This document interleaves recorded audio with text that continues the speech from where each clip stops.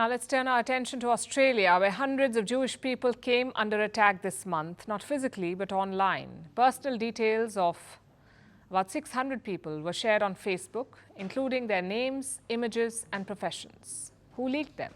Reports say pro-Palestinian activists. This incident has rocked Australia. The practice is called doxing.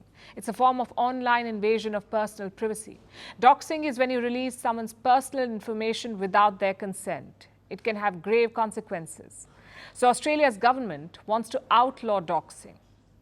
Have other countries faced similar episodes? Do nations and online platforms have policies against doxing? And what can you do to protect yourself against it? Our next report tells you. Last year, hundreds of Jewish people in Australia formed a WhatsApp group. This included Jewish writers, musicians, artists and academics. Last week, a 900-page transcript leaked from the group.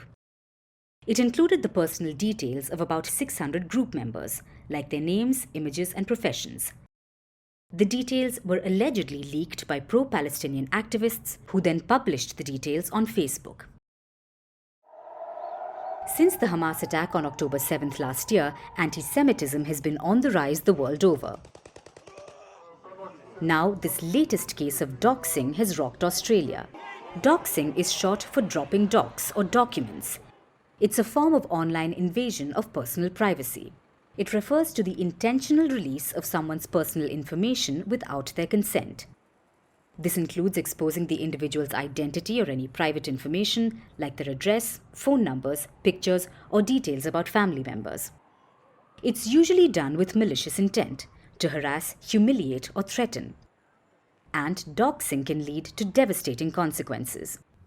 This week, the Australian government said it will outlaw doxing. The government says new laws will strengthen protections against hate speech.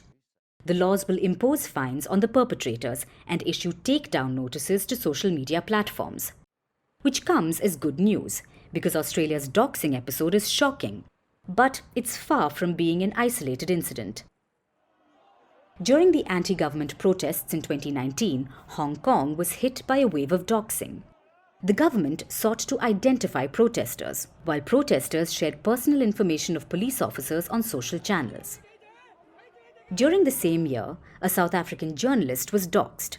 Her phone number was shared on X. It garnered millions of views. She reportedly received rape and murder threats. Since the war in Ukraine, many Ukrainian soldiers have also been doxed. They received abusive messages. Their addresses were published online, and their homes were reportedly broken into. So the cases are many, but regulations are few and far between.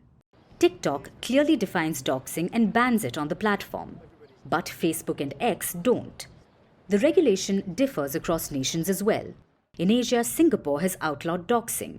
Violators can be jailed for up to 6 months and fined about $3,800. After the doxing chaos of 2019, Hong Kong outlawed doxing as well.